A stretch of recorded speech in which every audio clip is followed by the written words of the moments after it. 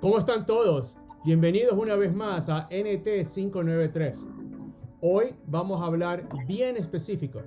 Vamos a ir a tocar una industria que es sumamente dinámica en el Ecuador. El sector de autopartes y el sector ferretero. Si conocen Guayaquil, hay una calle en la cual siempre hay mucho comercio. Y también sucede en otros lugares del país. Todos tenemos autos, todos tenemos una casa y necesitamos este tipo de lugares, talleres, retail. Y vamos a hablar cómo se puede mejorar. Hoy me acompañan dos buenas personas, dos buenos amigos. El primero que lo conocen es mi amigo Iván. Iván, ¿cómo estás? Buenas, bienvenido. ¿Cómo estás tú? Saludos, Edgar. Un gusto volvernos a ver. Él tiene mucha experiencia en el mercado justamente de autopartes desde el punto de vista comercial. Él ha recorrido todas las calles y siempre está hablando con clientes. Pero también hoy tenemos algo especial. Hoy me acompaña Rafael Cárdenas. Es el hijo de él. Él está en sus últimos años de universidad, está estudiando negocios internacionales, ha estado trabajando sus últimos 2-3 años en este mercado de autopartes y repuestos y él es un analista de datos. Y la propuesta del día de hoy es poder compartir esto, la experiencia que tanto Iván y yo traemos al mercado y el punto de vista justamente diferente. Alguien que está en sus 20-23 años tratando de ingresar en el mercado y cómo ve las cosas y cómo nos has comparado y qué es lo que está diciendo. Rafael, ¿cómo estás tú? Bienvenido. ¿Cómo estás, Edgar? Mucho gusto. ¿Cómo está Iván? Muchas gracias por la invitación a este podcast. Me parece muy interesante el tema de hoy. Esperemos a ver cómo vamos con el tema de las preguntas y todo. Muy interesante. Perfectísimo, gracias. Y como siempre, no se olviden, durante la sesión va a haber un lugar donde los invitamos a una sesión de brainstorming, 45 minutos, para poder ayudarlos a ustedes, a sus negocios, a sus empresas, a que puedan justamente empezar a dar los primeros pasos en lo que es la transformación digital y lo que estamos conversando el día de hoy, poder aplicarlo. Entonces, revisen, aquí está el link, busquen dónde está durante la transmisión y llámenos para poder comunicarse. Y ahora empecemos justamente a hablar del mercado en el Ecuador, mercado automotriz de reparaciones y el mercado ferretero. Iván, es algo impresionante. Cada vez que vas a Guayaquil se pasea, como tú decías, tenemos autos, hay talleres, hay un montón de repuestos. Es un mercado sumamente dinámico. De lo que tú has manejado diferentes comercios, ¿qué tan, por ejemplo, comparado con el mercado de pollos, cuál es más dinámico? ¿Cómo lo ves? ¿Qué te apasiona el mercado este? Bueno, cuando incursioné en la actividad de repuestos automotrices, hice un comparativo. Yo he trabajado mucho en el consumo masivo y puntualmente el canal en el que he ejercido una mayor expertise ha sido el canal detallista, que es el canal tradicional de las tiendas. Para que tengas una idea, solo Guayaquil, solo la provincia del Guayas tiene alrededor de 27.000 unidades de negocio, 27.000 tiendas, mini markets, todo lo que corresponde a la cobertura. Hace poco sacamos en una información en el LinkedIn y teníamos en la provincia del Guayas 800 unidades de negocios.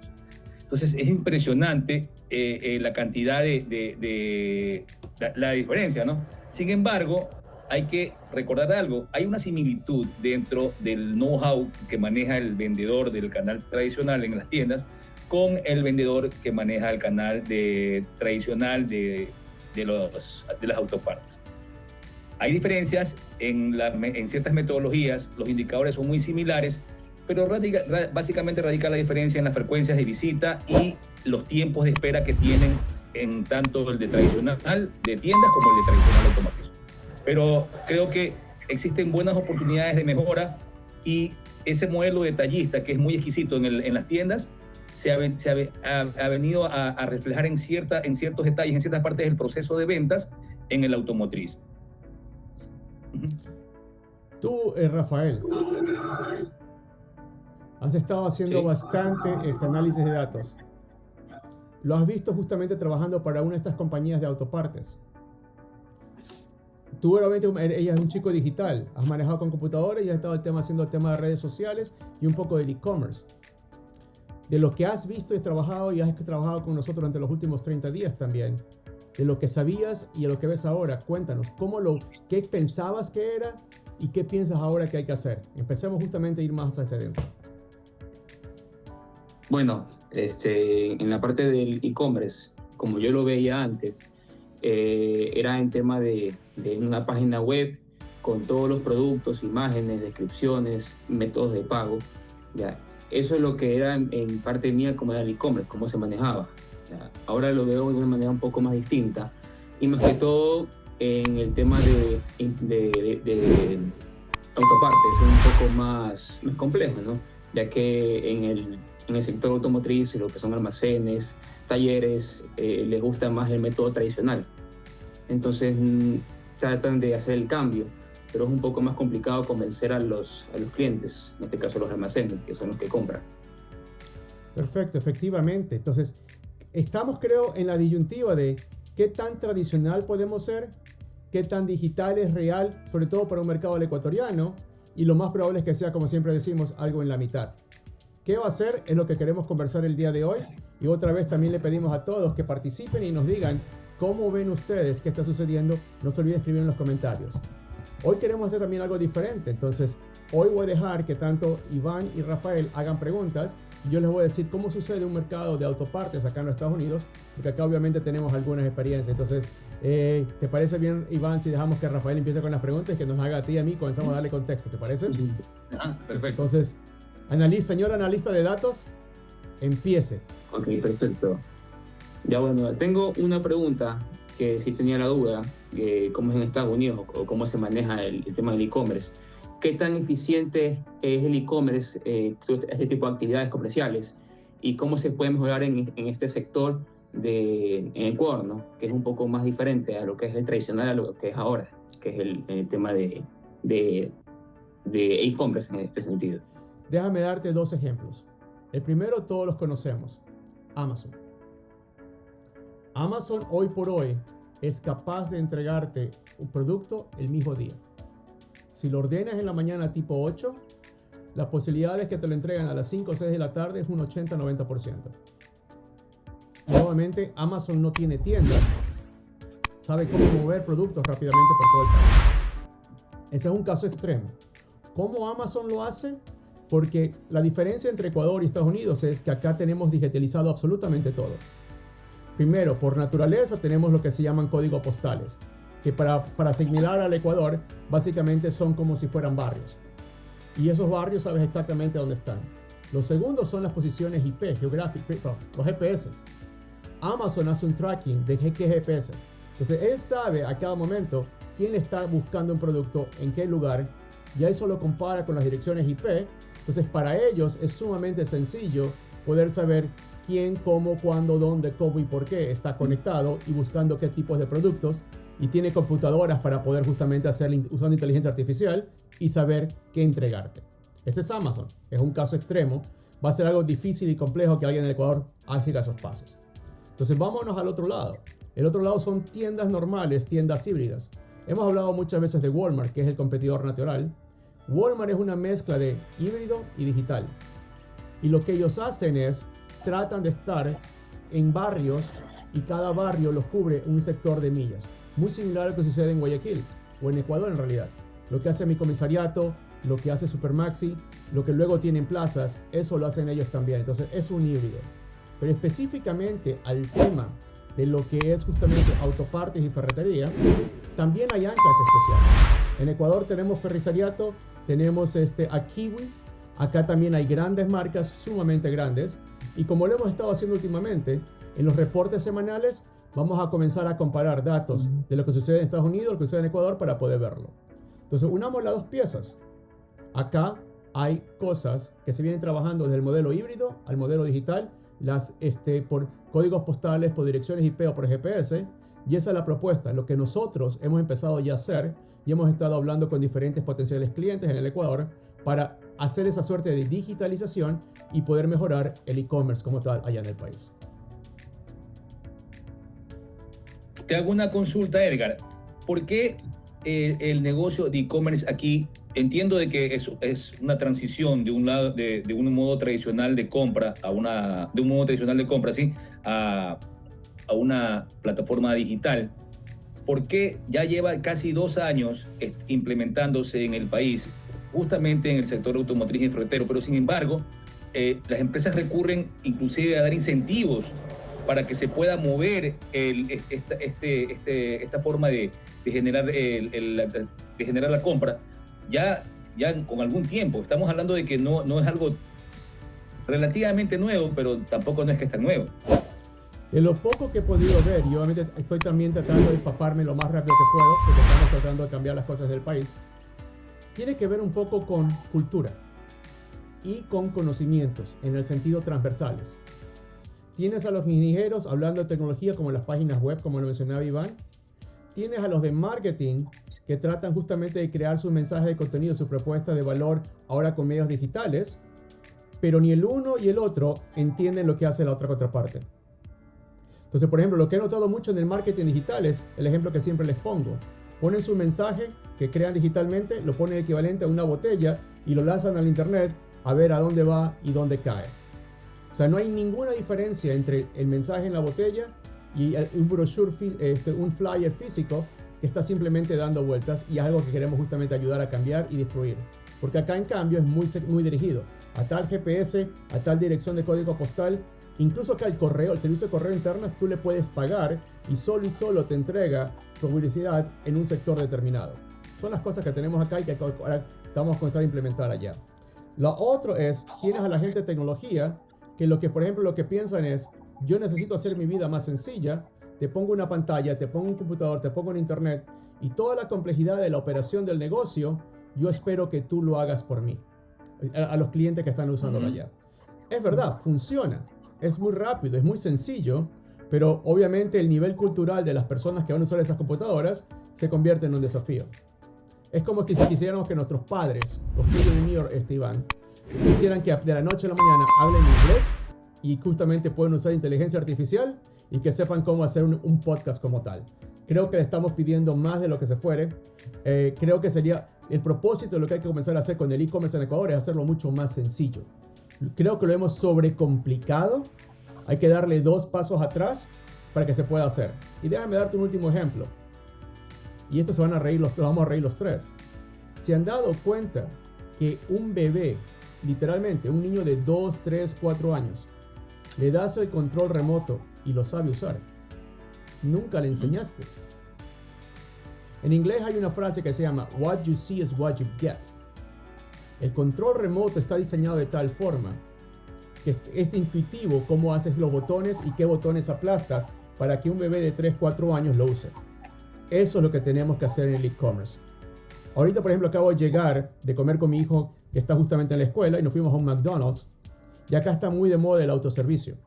Entonces había una terminal, 2, 3 botones, no nos demoramos nada en ordenar y al rato nos trajeron la comida. No hicimos cola, ordenamos lo que quisimos nosotros, tenía ofertas customizadas y casi sin cola estábamos comiendo. Eso es lo que hay que hacerlo. Cosas más simples, sencillas, para que incluso un bebé pueda de alguna manera usar la tecnología. Edgar, ¿tú consideras que también de pronto la información que toman las personas para poder armar esta metodología o esta forma de compra no está del todo, la información no es del todo filtrada? Y como tú mencionabas algo de lanzar una botella donde metes un papel y cualquiera lo puede, ni siquiera ni siquiera alguien lo puede leer, porque como está cerrada, está expuesta a todo el mar, por mencionar el ejemplo, ¿no? Si lo traemos al escenario actual, a lo que estamos hablando, es como que tú estés enviando información a todo un universo, ¿ya? ¿De qué forma podemos segmentar ese universo para que a las empresas le resulte verdaderamente útil la información que tienes? Porque hoy por hoy la información está en la web y lo lee cualquiera. Sí, no es que sea malo, pero ¿cómo podríamos hacer para segmentar y que la información llegue a quien tenga que llegar? Algo que también he notado mucho en Ecuador. Tienes un proceso que funciona de la manera normal y tradicional y usas el mismo proceso cuando vas digital. Quiere decir que simplemente cambiaste una máquina por algo normal. No tiene mucho sentido. Te voy a dar el ejemplo por qué. En la vida real, los seres humanos manejamos información de una forma y por lo general es secuencial. Hago una cosa, hago la siguiente, proceso una cosa, proceso la otra y proceso de uno en uno. Las máquinas, las computadoras y las redes trabajan en cambio en forma paralela. Entonces reciben toda la información, etiquetan toda la información de manera diferente. Quiere decir que si nosotros los seres humanos demoramos media hora, ellos en procesar y manejar la información solo se maneja en segundos. Cómo la computadora maneja datos y cómo los seres humanos manejamos datos es diferente. Déjame dar un ejemplo. Y creo que Iván no va a poder beneficiarse de este ejemplo, pero tratemos. Cuando uno iba a la biblioteca, llevaba un cuaderno, pluma, marcadores y las famosas, ¿cómo se llama? Los post-it de colores. Íbamos y incluso llevábamos las tarjetitas para tomar nota. Porque incluso los libros ni siquiera eran nuestros, eran prestados, es decir que no los podíamos dañar. Entonces veníamos, analizábamos el libro, tomábamos notas y en otros apuntes usábamos colores, poníamos marquitas y todo ese tipo de cosas. Porque el ser humano así aprende. Apliquémoslo a la computadora. Es muy similar a esa primera parte. Marcas, colores, etiquetas. La gran diferencia es que si te digo, Rafael, dame todas las etiquetas de color rojo en todos los libros que escogiste desde cuarto grado hasta sexto año, vas a decir, sabes que ni siquiera tengo los libros. En cambio, si le digo a la computadora, tráeme todo eso, viene, coge, compara y me dice, aquí está todo lo que hiciste. Es como el ser humano procesa información y es el problema que estamos haciendo ahorita en el e-commerce, allá en el Ecuador.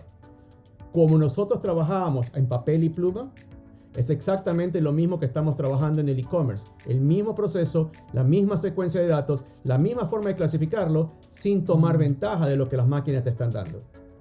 ¿Cuándo nos vamos a dar cuenta del grave error que estamos haciendo y que vamos a tener que cambiar, optimizar, automatizar y cambiar el flujo de trabajo? Es con la inteligencia artificial. Porque la inteligencia artificial es el mismo proceso de las computadoras, simplemente que ahora ellos manipulan 15, 30, 40, 50 veces más datos y obviamente pueden hacer comparaciones más rápidas. Entonces, el problema hemos cogido el modelo normal y lo hemos aplicado a un modelo tecnológico y es por eso que se ven ciertas cosas que no hacen mucho sentido porque no están automatizadas. La palabra correcta es no están automatizadas y optimizadas para el medio que se está usando. Sí, me parece muy interesante, más que todo el tema de que la inteligencia artificial se ha utilizado hace poquito tiempo, hace nada. Entonces estamos tratando de toda esa información hacerla lo más amigable posible, como dice Edgar, ¿no? Para lo que se trabaja. Y algo más por favor. Un dato importante, y Rafael de pronto también lo ha de conocer, por llamarlo debilidad, no me gusta la palabra debilidad, pero creo que es la palabra correcta. En el negocio puntual de los repuestos automotrices y también de las ferreterías son los famosos códigos.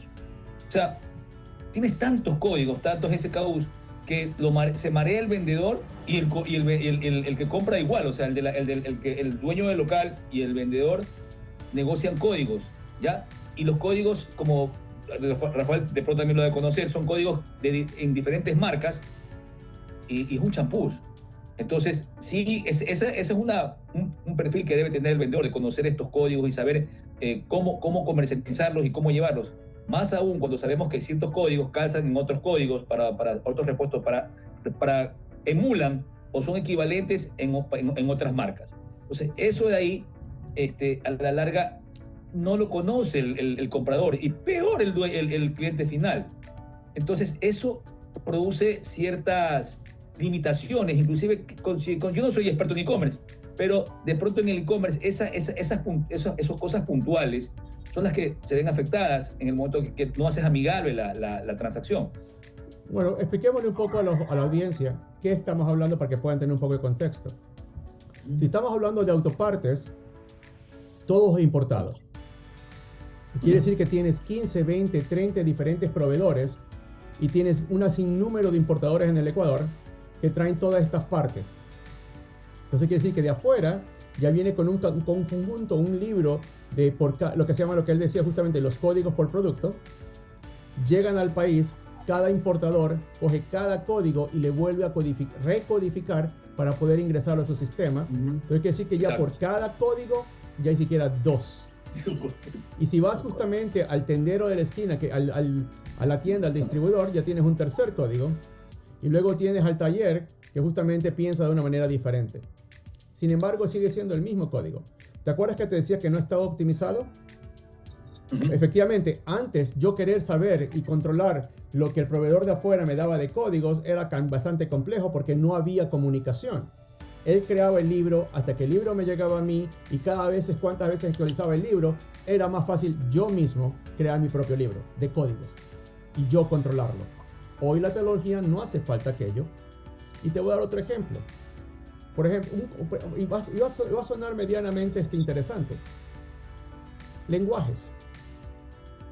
Hay X cantidad de lenguajes en el mundo. Sin embargo, por cada objeto, van a haber X cantidad de palabras diferentes en cada lenguaje. Sin embargo, si cojo, por ejemplo, este tazón, no tengo que decirte la palabra, solo te lo muestro y todos automáticamente saben es un tazón, independientemente de cómo se llame, cómo se pronuncie, cómo se escribe y cómo se escriba la palabra en cualquier idioma, porque es algo visual. Es una forma, tiene un color, tiene una capacidad. Es lo que se llama justamente el equivalente a lo que se llama un avatar. Ese avatar reemplaza todos los lenguajes, todas las formas y obviamente me permite representar gráficamente esto es un tazón. Por eso es que los niños aprenden muy rápido, si te das cuenta. Cuando comienzan justamente a aprender, le enseñas, asocias con colores, no necesariamente con fonemas. En el sistema que estamos hablando justamente de los códigos, cada uno produce sus códigos. Lo que hay que hacer ahora es justamente cómo estandarizamos a través de fonemas, gráficos, colores, etiquetas o colores para que todo el mundo lo pueda hacer. De hecho, si quieren ustedes por interno ahora, escríbanos y van a ver justamente, le hacemos una sesión especial en la cual podemos ingresar un archivo, varios archivos en realidad, y podemos decirle a la inteligencia artificial, combina estos códigos, dame la respuesta, cuál reemplaza al otro, y ustedes van a poder vivir en directo como en menos de un minuto la máquina aprende y justamente te neutraliza todo este tipo de cosas. Un ejemplo más, y sorry, soy un poco nerd en esta cosa. Me imagino que todos han visto Star Wars o Star Trek y existe el traductor universal.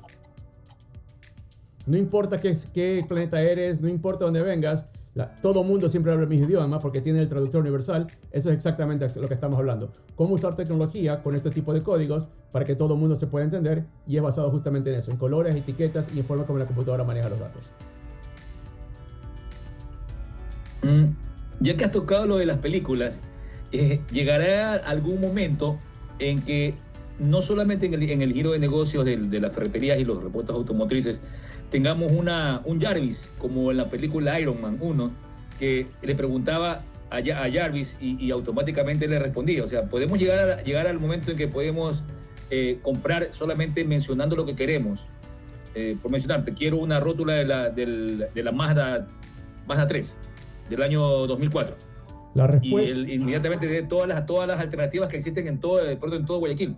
La respuesta es sí. ¿Podemos llegar a esa tecnología? La respuesta es sí, y ya estamos ahí. Solo que no nos hemos dado ni cuenta. Cuando Google salió, esa página web que tiene ese buscador, ese era el propósito. Un gran agregador de páginas web indexadas de cualquier tema, de cualquier lugar, en cualquier lenguaje. Y que a través de la página de búsqueda, él encuentra y te trae. Obviamente tiene una limitante. Primero, tienes que saber preguntar en un código, en un lenguaje especial que Google usa. Lo siguiente es, tienes que saber qué tiene y qué no tiene Google guardado. Si te das cuenta, por ejemplo, en Google, si pones palabra, coma, palabra, coma, palabra, coma, palabra, coma, lo que Google te va a traer es todas las páginas que tienen cada una de esas, se llaman parámetros. Él no te procesa la información, solamente dice, aquí está, tú diviértete. Escoge lo que tú quieres, resuelve lo que tú quieres, y aparte ellos, dependiendo quién le paga a Google, si en vez de que una página esté aquí abajo, con el dinero que él te da, la sube para que la encuentre más rápido. Lo que está haciendo la inteligencia artificial, y más específicamente el LLM, que se llama Language Large Model, es darle inteligencia en el sentido de que ya no necesito poner comandos especiales, sino que a través del lenguaje con el que estamos usando ahora, él se encarga de ir a buscar comparar, clasificar, ordenar y entregarte el resultado que estás buscando. Quiere decir que son 2-3 pasos más arriba de lo que Google, que ya venimos usando Google por casi más de 25 años, que ahora se puede usar de manera diferente. Entonces ya estamos ahí. Usar la voz ya está a la vuelta de la esquina. Es qué tan rápido podemos subir data para un tema específico usando una inteligencia artificial o un LLM. Interesante, súper interesante. Pero apliquemos ahora esto a los negocios, porque justamente parte de la dinámica en un mercado tan como el automotriz o el ferretero es cómo crecer las ventas. Tú estabas en ese negocio y tú obviamente también Iván, tu trabajo de analista de datos, la primera pregunta es ¿cómo aumento ventas?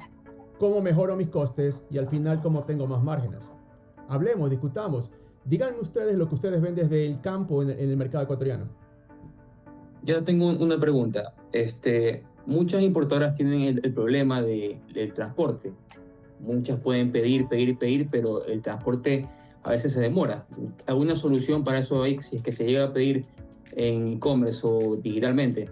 ¿Alguna solución para el tema del transporte? Porque muchos almacenes se quejan de eso ahí, la vez que hicimos las preguntas, y sí les toca eso de ahí. Dividamos el tema del transporte o el delivery en diferentes capas. Eso, delivery, como hacen, sí. Y hablemos de delivery en la ciudad. No toquemos el tema interprovincial y no toquemos por el momento el tema de continente a continente. En los años 50 se crearon algoritmos en computadoras para poder encontrar la ruta más rápida de un punto A un punto B. Y solo se dedicaba a eso. De hecho, durante la Segunda Guerra Mundial era lo que más se utilizaba. Porque querías llegar a un punto más rápido con la menor cantidad de costo, con el menor costo posible, de la manera más rápida y el volumen más alto. Se hizo toda una carrera especializada y las computadoras comenzaron a hacerlo. La magia del Internet, lo que está funcionando ahora, estamos en 3 lugares diferentes y la comunicación es casi en tiempo real, es basado en el mismo algoritmo. Porque los paquetes van, vienen y la computadora sabe, el Internet sabe cómo llegar más rápido a un punto A a un punto B. Apliquémoslo ahora al sistema de delivery local y usemos algo que ya estamos usando en el país. Uber. Cuando tú pides el sistema de Uber, suceden varias cosas. Primero, hay un montón de personas que están trabajando en Uber. El algoritmo sabe de toda esa cantidad de personas cuál es la más cercana a ti y la asigna. Luego, a medida que él se va moviendo por la ciudad, tú sabes qué tan lejos está de donde te va a recoger. Sabes si tienes 5 minutos, sabes si está 7 minutos, sabes si hay un tráfico o no hay tráfico. Y luego tú puedes compartir por temas de seguridad tu ubicación casi en tiempo real para que tu papá, tus amigos sepan dónde estás y en caso que algo pase sepa dónde estabas y cómo te puedan ubicar. Entonces quiere decir que ya lo estamos usando para ciertas cosas puntuales. Lo que hay que hacer ahora justamente es cómo aplicarlo a la vida real con ejemplos reales. Déjame darte otro ejemplo, Iván, que también tu papá y yo conocemos mucho. En los años 80 todos comíamos pizza. Y es más, todavía hasta la fecha se populariza que si la pizza no llega en 30 minutos, es gratis. Entonces quiere decir que antes ya había algún modelo, solamente que lo hacían manual y tenías un sinnúmero de motociclistas listos para entregártela. Hoy hay que usar un poco de tecnología para poder combinarlo y llevarlo a ese caso, pero sí se puede. O sea, si lo hacíamos antes manual, hay que optimizar el modelo, lo que hablamos hace un rato, y se puede decir, con cierto nivel de certeza y garantía, te entrego en tal momento. Y otro ejemplo que sí se puede otra vez es Amazon. Porque Amazon si te dice, te lo entrego en tal momento, ahora incluso en el mismo día, adivina, lo hace. Entonces sí se puede, la tecnología existe, simplemente es hora de comenzar a utilizarla de manera correcta. Interesante. Muy interesante. Otra consulta, Edgar. Si hablamos de inteligencia artificial, ¿qué tanta información debe entrar en esta burbuja? ¿Ya? Porque hablamos de códigos, pero también hablemos de precios. El negocio de las ferreterías y de los almacenes de repuestos también se guía por una variable que es el precio.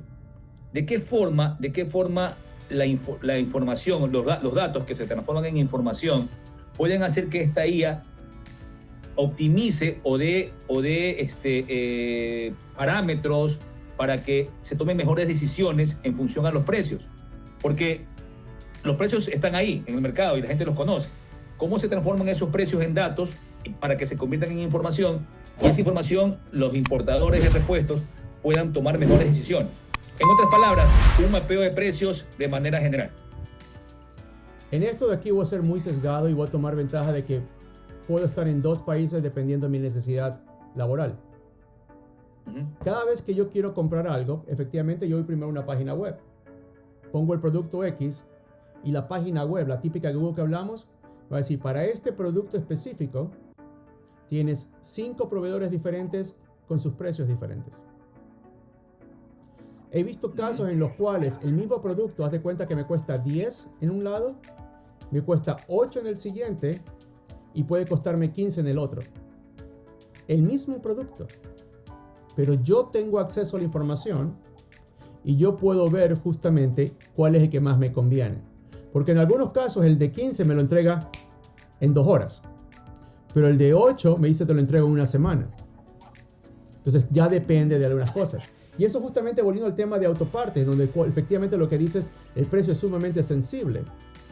Una cosa es entregarte un producto, otra cosa es, ¿sabes qué? Cómprame una parca, cómprame un contenedor o cómprame una caja.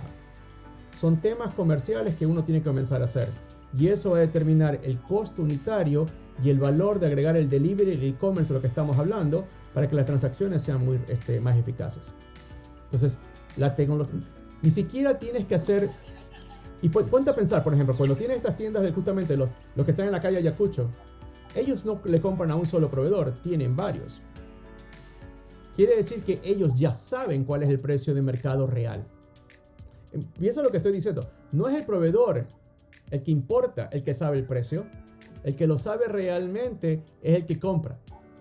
Porque le pregunta al proveedor 1, al proveedor 2, al proveedor 3 y dice, perfecto, yo ya sé cuál precio es el real e incluso sé cómo ir a negociarlo. Precio nunca es la variable para hacer un negocio, es todo lo que viene alrededor. Y como bien decía Iván, los tiempos de entrega, la calidad, el volumen y justamente incluso algo que se pone muy de moda y otra vez Amazon. Amazon no compra nada, todos ponen a disposición el inventario y Amazon simplemente lo mueve. ¿Qué pasaría si en el Ecuador todos estos importadores son la gran bodega y los comerciantes simplemente acceden a esa bodega virtualmente y la tienen guardada en algún lugar? Con lo cual el precio es mucho más sensible, mucho más rápido, más práctico, pero más importante, el costo del delivery es mucho más eficiente. ¿Llegaremos en algún momento a tener un Amazon de repuestos automotrices? ¿Por qué no? Insisto, tienen las partes. Algo que te voy a dar otro ejemplo, Uber. Uber acá en los Estados Unidos funciona un poco diferente. Una de las ofertas de Uber es que el mismo carro lo puedes vender 4 veces. Si voy de punto A a punto B, ¿por qué llevar a un solo pasajero cuando puedo llevar a 3 o 4? En el camino voy recogiendo, le voy cobrando y lo voy entregando y nunca me salí de la ruta. Si lo aplicamos al delivery, punto A a punto B, el que compró primero es el que lo quiere llevar. Pero si voy de punto A a B, ¿por qué el mismo autodelivery? Hoy día cojo la hamburguesa, cojo la pizza, cojo los tacos y los voy dejando donde correspondo. Y como tengo justamente el algoritmo de tiempos, nunca llego tarde. Es simplemente dónde lo cojo, dónde lo recibo y mantengo el punto A al punto B en el tiempo correcto. Algoritmos, matemáticas. Entonces, la base ya está. Ahora, Uber no lo va a customizar para el Ecuador porque no es su negocio. Es justamente lo que estamos haciendo los tres, trabajando con nuestros clientes y en nuestro trabajo. Eso es lo que refería con digitalizar. Coger las partes que ya están, aplicar los algoritmos correctos y simplemente ofrecer servicios en el mercado doméstico. Así es como vamos a lograr poder vender más, poder tener mejores costes, mejores gastos y más utilidades. Pero tenemos que empezar a dar el paso de digitalizarnos, optimizar y automatizar. ¿En qué tiempo tú consideras que se pueda transformar digitalmente una empresa que medianamente está ya automatizada? Tiene su e-commerce, tiene su fuerza de ventas, maneja un software interesante en el ingreso de los pedidos, pero sin embargo esta transformación que es como tú lo mencionas, un 2.0, revolucionaría la forma de trabajar aquí en el país. ¿en qué tiempo tú consideras que ya una empresa estaría ya pasando de un nivel a otro? ¿Qué tiempo le costaría? Más que tiempo, hablemos de cuál es un primer paso. Porque obviamente es cultural y cultural depende de 500.000 variables. Pero entonces partamos del problema en problemas pequeños. Algo que yo siempre he visto y que he notado que primero, el lenguaje del castellano para bien es muy rico. Todo lo adoramos el español. Pero para hacer negocios es tal vez el peor negocio, es el peor lenguaje para hacerlo. Cuando tienes un producto y quieres explicárselo a alguien, necesitamos muchas palabras o muchos mensajes en cuanto a cantidad y complejidad para poder transmitir el mensaje. Por ejemplo, típico, cuando tienes una presentación y quieres hablar de un producto, todo el mundo lleva una presentación de 50 slides. Porque así pensamos, así nos educamos y así culturalmente le echamos cabezota. Cuando por lo normal, acá usamos un slide por 30 minutos.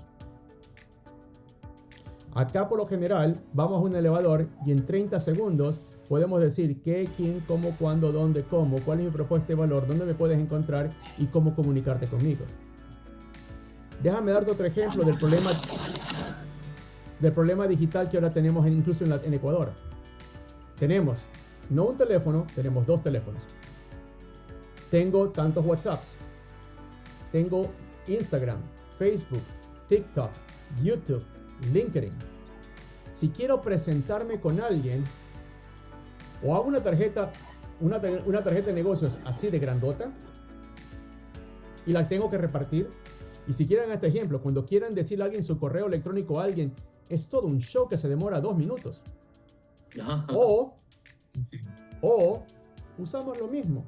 Por eso los códigos QR son una herramienta muy inteligente. El código QR guardas toda la información y solamente tómale foto y comienzas a hablar de otra cosa. Algo que por ejemplo estamos usando y quiero invitar a todos los que nos están viendo. Vayan a un buscador, el que quieran. Google, Instagram, Facebook, LinkedIn, YouTube, TikTok. Busquen la marca favorita de ustedes del país. Pónganla justamente en el buscador y cuéntenme qué tanto la red global los encuentra. Unos más, otros menos, pero hagan el ejercicio. Luego, cojan justamente este podcast, NT593, esas 5 letras, y pónganla en cualquier buscador y miren qué tan rápido sale. Esa es otra manera. El uno es el código QR y lo nuevo que está de moda es crear este tipo de etiquetas globales, donde ya no tengo que compartir ni el email, ni el teléfono, ni nada. La etiqueta es lo que me representa y eso es lo que se conoce ahora como branding, marca digital, presencia digital.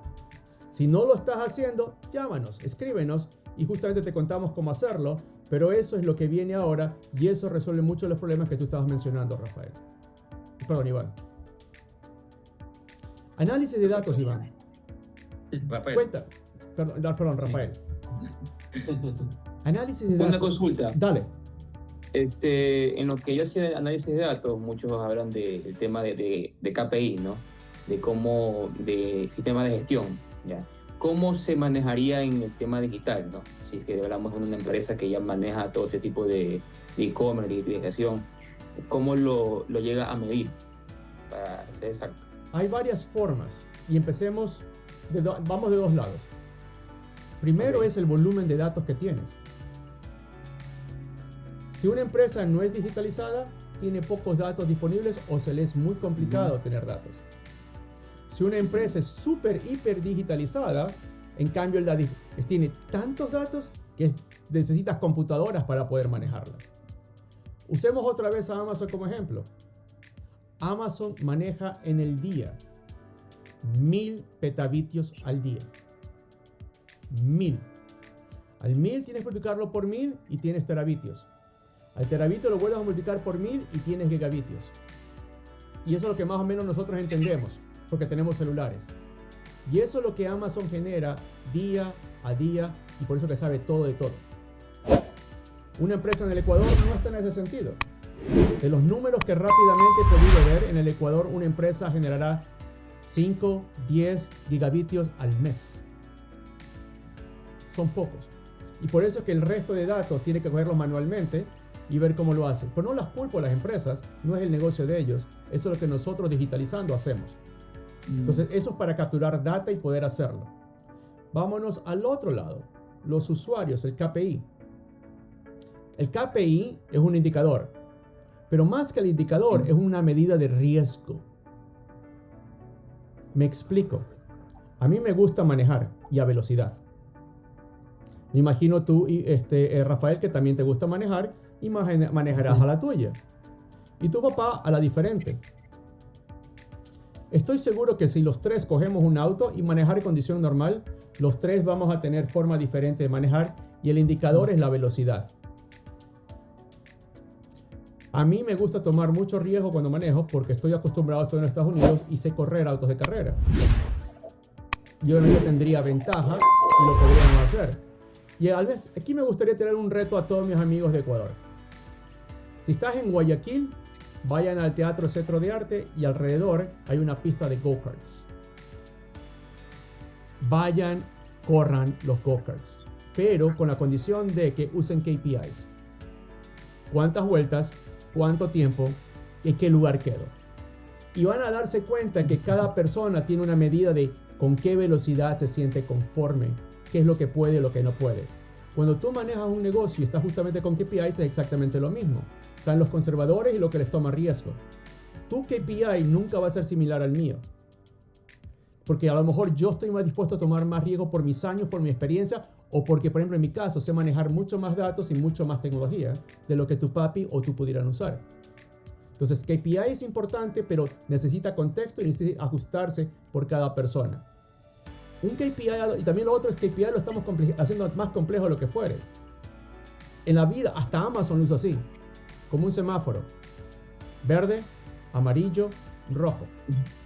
No hay números, es 100% cualitativo. Para el indicador específico, en el momento específico, solo 3 colores, con lo cual hablamos que ya no hay números otra vez.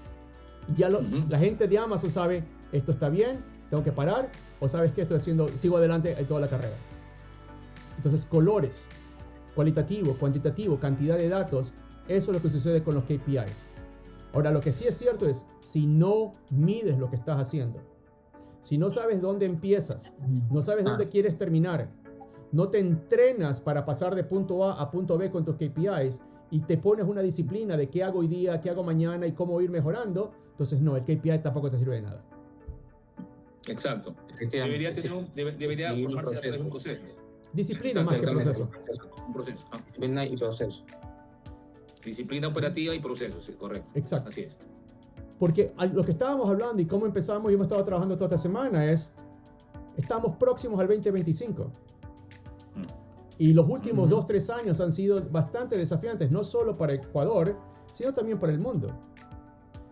A nivel global, todo el mundo está hablando cómo crezco 20-25% año a año. ¿Cómo hago para abrir nuevos mercados, productos y servicios y capturar mercados y crecerlos rápidamente en 2, 3, 4 meses, 3 o 3 veces al año? ¿Cómo optimizo mis procesos? ¿Cómo controlo mis gastos? Porque al final también puedo vender mucho, pero si me cuesta mucho producirlo o las utilidades son muy pocas, no me sirve de nada, porque no tengo el dinero para seguir invirtiendo. Y de eso se trata lo que estamos hablando. Ahí es donde viene justamente cosas como el tema de la nube, automatización, el internet, el e-commerce, la inteligencia artificial, porque no es que son teorías, son cosas que funcionan acá. Es simplemente entender qué se puede y qué no se puede. Y déjame darte un ejemplo. En el Ecuador creo que todos conocíamos las famosas camionetas Datsun 1200. Y claro, tenemos la Ford 150. Ambos son vehículos de transporte. Ambos son vehículos de carga. Obviamente la carga y la resistencia son diferentes entre la una y la otra. En tecnología, el error que creo que hemos cometido, volviendo al punto inicial de la complejidad, es que queremos venderle Ford 150 a todo el mundo, cuando lo que necesita es una Datsun 1200. No podemos pretender que justamente el tendero, el distribuidor pequeño, tenga el mismo tipo de tecnología que el importador o alguien de fuera del país. No es viable, no tiene sentido. Sin embargo, estamos todos ensimismados de poder hacerlo. El distribuidor quiere simplemente mover productos, su negocio no es tecnología. Solo quisiera que alguien le ofrezca el servicio de tecnología que para el que necesita, para vender, para el call center, para servicio al cliente, para poder operar el tema financiero, el tema de impuestos, el tema de bodegas. Y es ahí una vez más donde hemos comenzado a hablar con clientes, decirles, ¿saben qué? Avísennos y yo te lo ofrezco como un servicio. Tú no compres, solamente págame por lo que usas. Esa es la otra cosa. Claro, lo ideal sería efectivamente lo que tú dices, ¿no? Si tienes una importadora de repuestos, una importadora ferretera, o sea, los clientes de ticket promedio, qué sé yo, bajo, ¿no? Llamémoslos clientes tipo C, ¿ya? Seguramente podrán quererlo, pero no lo van a aprovechar. Un sistema de digital como se lo puede ofrecer el importador con el que trabaje, ¿sí? Y de esa manera hacen sinergia los dos, pues, o sea, el que compra, el importador como el cliente, y se beneficia del importador con la información que le puede brindar. Usemos otro ejemplo, dada la coyuntura, y no me gusta usar esta coyuntura, pero creo que a lo mejor la gente va a entender muy rápidamente. En el Ecuador, todos, sin excepción, decidimos no producir energía en nuestras casas o negocios. Esperábamos que el gobierno entregue el servicio. Ni siquiera empresas privadas, el gobierno. Hoy, debido a la coyuntura, muchos estamos pensando, voy a poner mi propia planta de luz, incluso solar, y nunca más volver a conectarme al sistema nacional. Es una opción justamente. Pongo la tecnología, pongo los recursos, me autoabastezco y obviamente tengo los beneficios. Pero obviamente si pongo una planta, va a ser las plantas para mi casa. Yo no quiero darle electricidad al vecino. Es lo mismo en el caso justamente de lo que estamos hablando en el negocio de la distribución, de los ferreteros y el automotriz. Cada compañía se enfoca a lo suyo y el resto lo adquiere como un servicio. Entonces ellos se dedican a comercializar y obviamente el resto se lo podemos entregar a compañías especializadas como las que estamos haciendo nosotros. Entonces se puede. Es simplemente entender qué es tu negocio, qué puedo entregarte yo, y justamente cómo en conjunto universal lo podemos hacer. Claro, lo importante es que se especialice justamente en lo que sepa hacer. El dueño de la tienda vender a su cliente final y el importador llegar a esos clientes de manera directa con un mejor servicio. Exacto.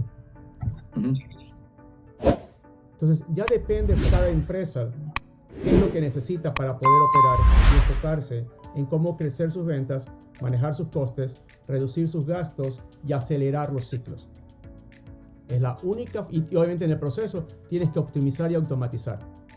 No lo tienes que hacer solo, busca una compañía, busca y contrata los servicios para poder hacerlo y poder ejecutarlo. Y eso es lo que queríamos compartir el día de hoy. No sé si tengan alguna pregunta final, algún comentario final. ¿Tú, Iván? ¿Tú, Rafael? No, me quedó claro. No, todo muy claro, una idea, sí.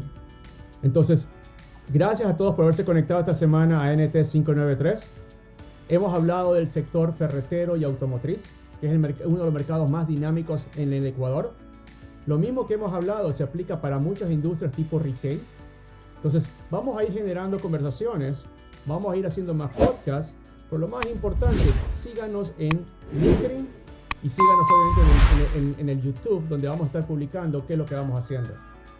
2025 está a la vuelta de la esquina, es hora de ponerse serios y es hora de tener un plan diferente para poder crecer tus ventas un 20-25% y aumentar justamente unos 10-15 puntos a tus márgenes.